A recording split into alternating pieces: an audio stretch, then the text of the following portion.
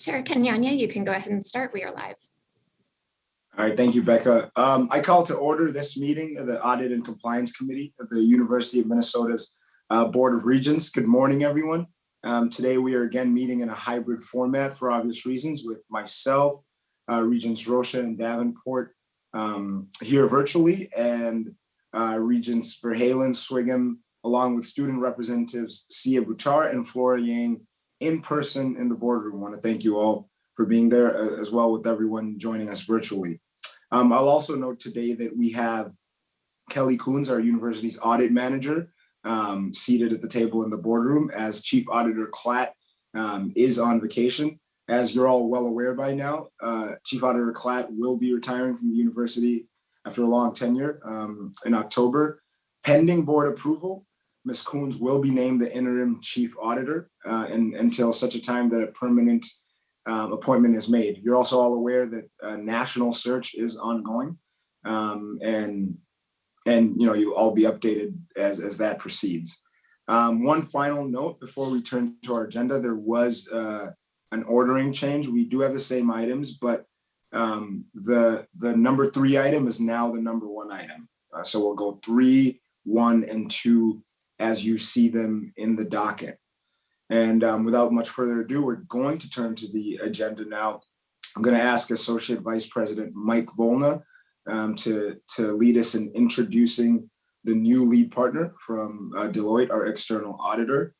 Along with him, I think we have Ms. Dockendorf, Ms. Erickson, and Ms. Knudsen and Mr. Erickson, all from Deloitte. I see they are getting seated. So when you are ready, Associate Vice President Volna.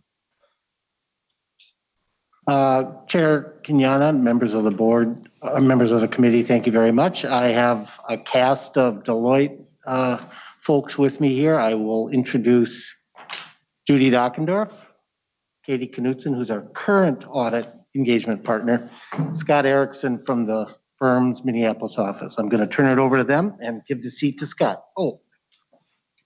Good morning, Regent Kenyanya and committee members.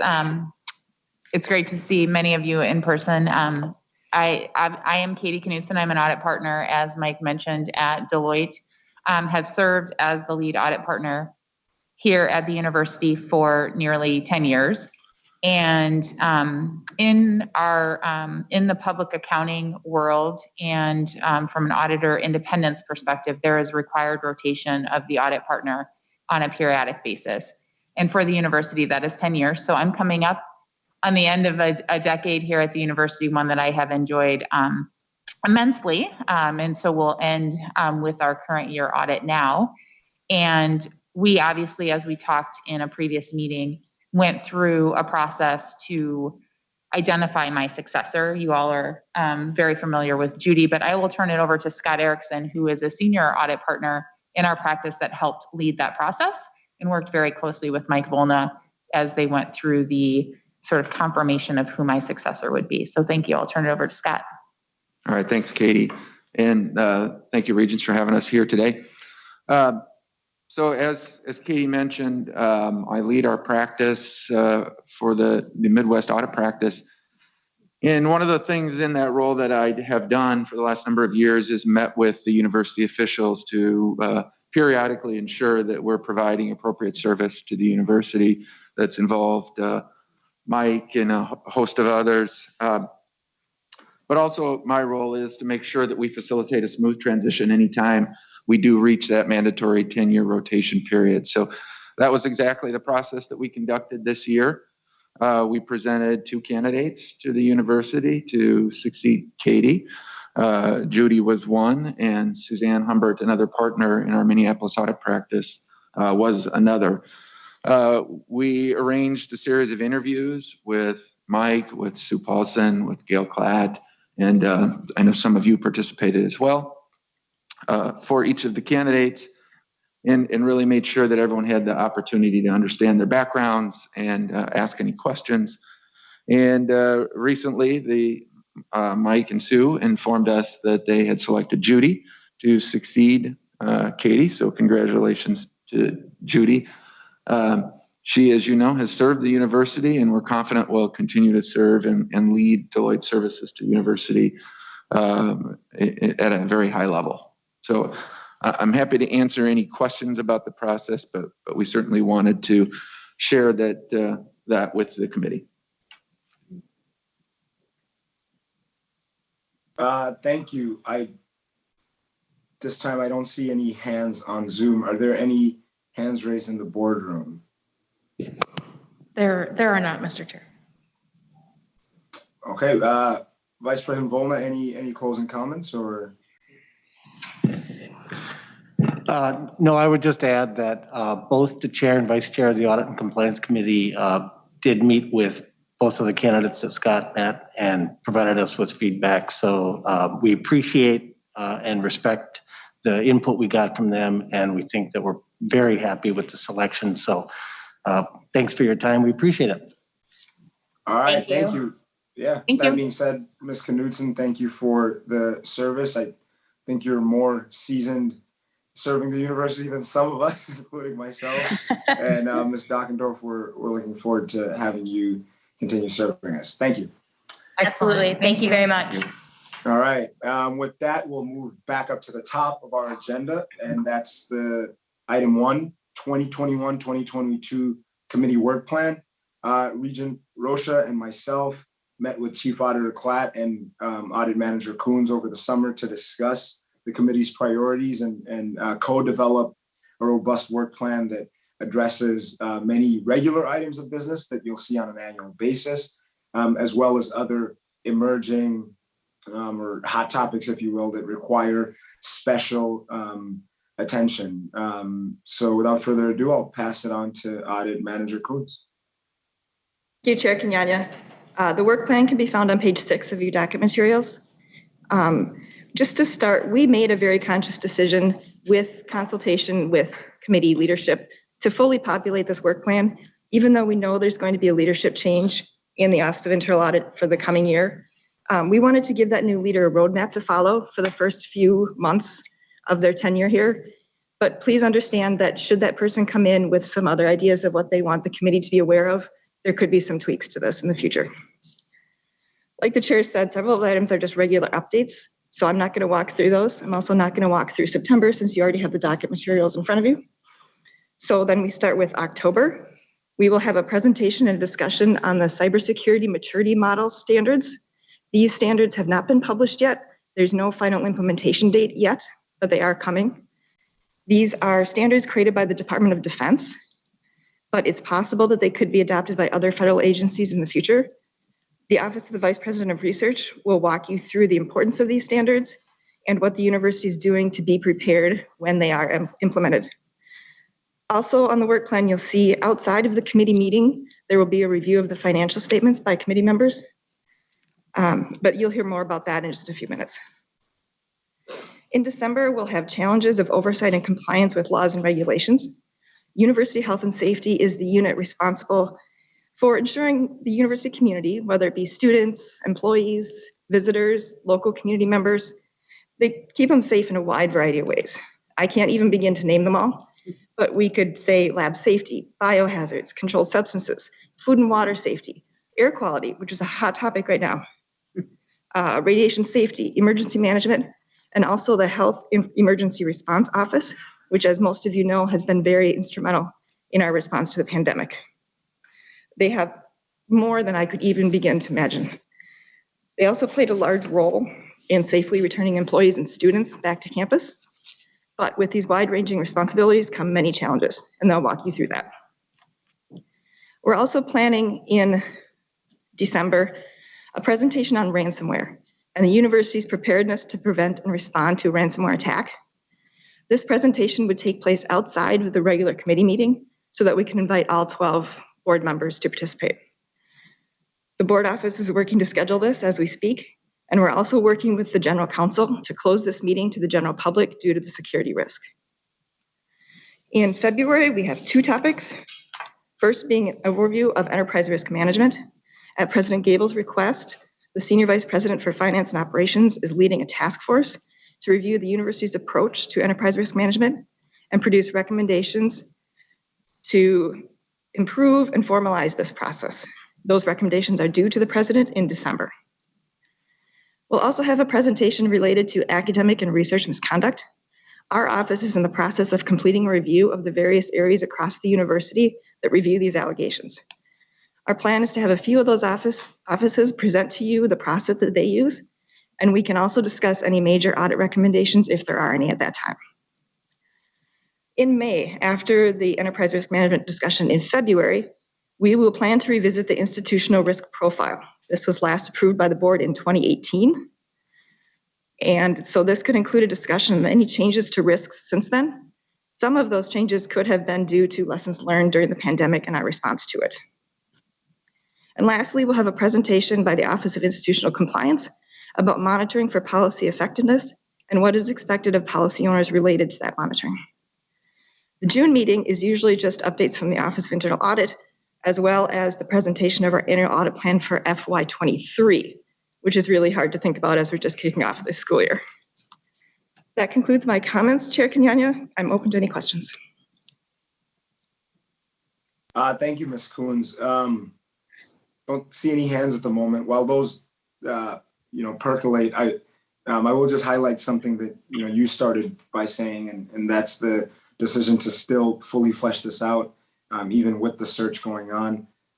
You're right that the next chief auditor certainly could, tweak this as needed, but, coming into such a challenging position and having to be on board, I think the last thing you also want to do is give them no structure, no roadmap to follow.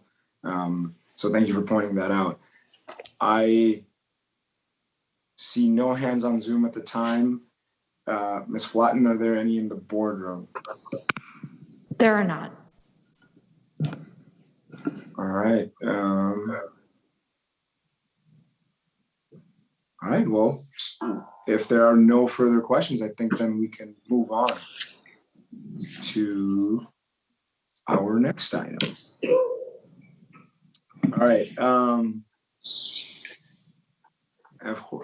Sorry, I had to change the order because we moved it. Okay, yeah. Our next item on the agenda is the overview of the annual financial statements. And Director Volna and Controller Paulson will be guiding us on this one. Controller Sue Paulson is joining us along with Molly Volna, the Director of Accounting Services. And I'll ask Audit Manager Coons to again tee this one up. Like I mentioned earlier, the financial statements come to the committee members. The financial statements come to the committee members in October, and there are expectations of review of those financial statements, and there's a specific timeline when those will come to you. So Controller Paulson and Director of Accounting Services Viola will walk you through that. Thank you. Thank you. And I would like to apologize for saying Volna. I had just read the name before, and that's just what jumped out at the screen. My apologies, Director Viola. You may continue. Great, thank you. Good morning, Chair Kenyanya and committee members. It is my pleasure to be here this morning to outline the information that will be shared with the committee over the next 2 months in order to assist the committee in meeting its obligations related to the issuance of the university's annual financial statements. First, I will share with you a brief background and then walk through key points of the Audit and Compliance Committee's overview of the financial statement review process. Please refer to page 8 of the docket materials this morning. The information that I'm sharing with you today is a set of best practices. They were adopted after briefings from the Office of General Counsel regarding the implications of the Sarbanes-Oxley Act of 2002. While it was reported to the board by the Office of General Counsel that the act does not apply to or govern the University of Minnesota, the Board of Regents, or the Audit Committee, the board previously has indicated its desire to identify and adopt best practices that are consistent with the spirit of the act, even if they may not be formally required by law. A series of best practices were recommended and adopted by the Audit Committee, which included reading the financial statements for items inconsistent with your own knowledge prior to the issuance to the public. Board operations and agenda guidelines were modified to specifically include in the responsibilities of the Audit and Compliance Committee related to the review of the annual financial statements. Specifically, paragraph C calls out the review of financial statement requirements. Next, I'd like to walk you through a timeline of the overview that'll happen over the next couple of weeks. Today, we're starting that process by providing advanced summary of the upcoming review process. On October 22nd, please watch for a draft of the finalized annual report for your review.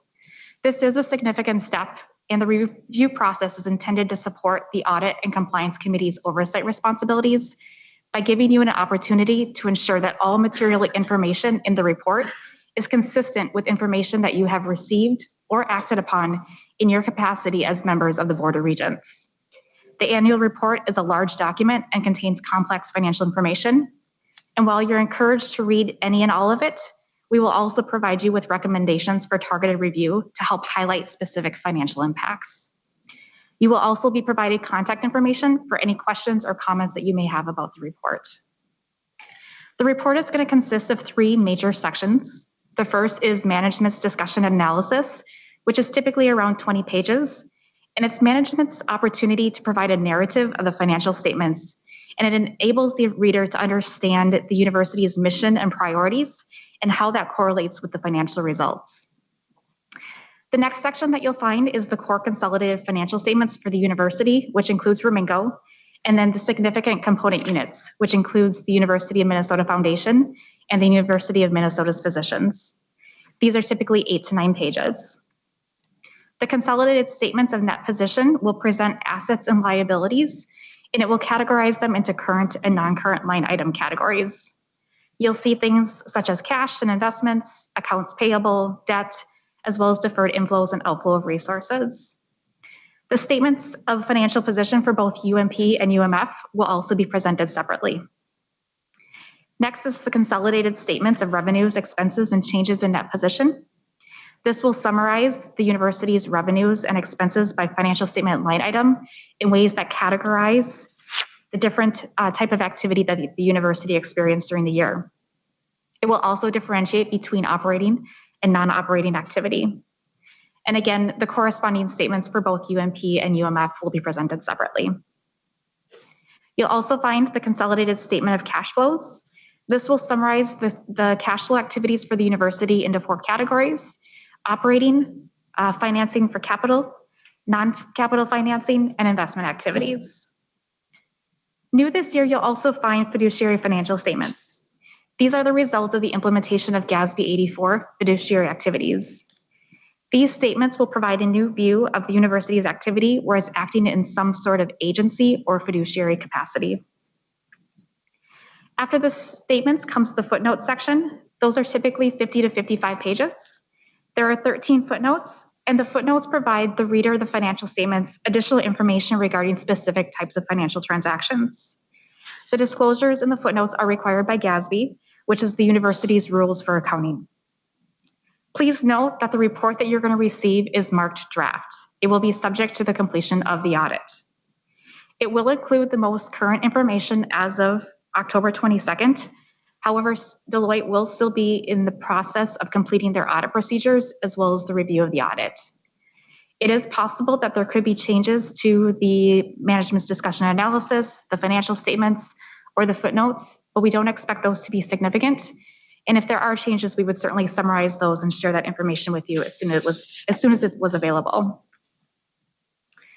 Deloitte plans to sign off on the audit on October 29th and in order to ensure that the Audit and Compliance Committee review is completed by the audit deadlines, please plan to provide any feedback, comments, or questions that you have prior to the meeting that we'll have with the chair and the vice chair.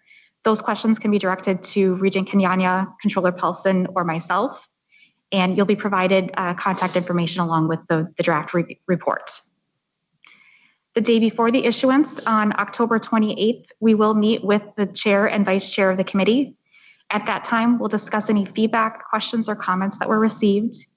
If there are no concerns, we'll move forward with finalizing the report and having it issued. If we don't receive any comments prior to the meeting, we will assume that there are none and that it's ready to be finalized. After the report is finalized and issued, we will share a copy of it with the state of Minnesota. Parts of the report are also relied upon for other institutional reporting, such as the CFA and CAA reporting and other compliance reports. The annual report will also be released publicly after issuance. And the finalized report is typically an informational docket item for the full board at the December board meeting. At this time, that concludes my comments, and open it up to the committee for any questions. Thank you, Director Viola. This time I don't see hands raised on Zoom. Ms. Flotten? None in the boardroom, Mr. Chair. Okay, I will just echo the director's call to committee members to provide feedback in about that 6-day window before Vice Chair Rocha and I meet with them. I mean, certainly we don't have any audit expertise per se. We're just representing the committee. So in that week, as you take a look at the statements and anything pops out, please be sure to pass that along so that that we can discuss that.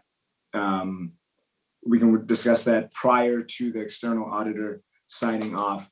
I do have one question. You talked, as you were walking us through the major reports, you talked about a new report, I think required by the GASB changes, and that was the statement of fiduciary position, something like that. Can you please revisit that one? I didn't understand it clearly. Sure. So what you'll see is essentially a set of financial statements that specifically peel out activity related to agency or fiduciary type activity that the university participates in. You'll actually see a separate balance sheet and income statement type of statement, similar to what you also see for the university. Okay. I guess, what is a fiduciary activity in this context, Director Viola? Sure. There's certain activity where the university they're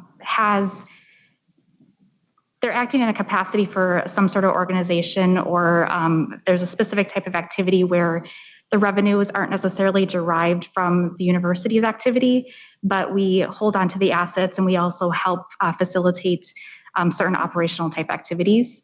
And so we're calling that information out specifically in these statements. Thank you. Thanks for that clarification. That was helpful. Still seeing no questions. I think we're done with that agenda item. So committee members, just look out for that draft audit and be sure to provide feedback ahead of that meeting. Thank you, Director Viola and Controller Paulson. Thank you. And that brings us to the end of our rather short agenda today. Before we adjourn, I will remind everyone that we have the Mission Fulfillment Committee meeting at 9:15, beginning at 9:15 rather. So be sure to either be back in the boardroom or back on Zoom prior to that so that we can get started on time. There being no additional business before the committee, we stand adjourned.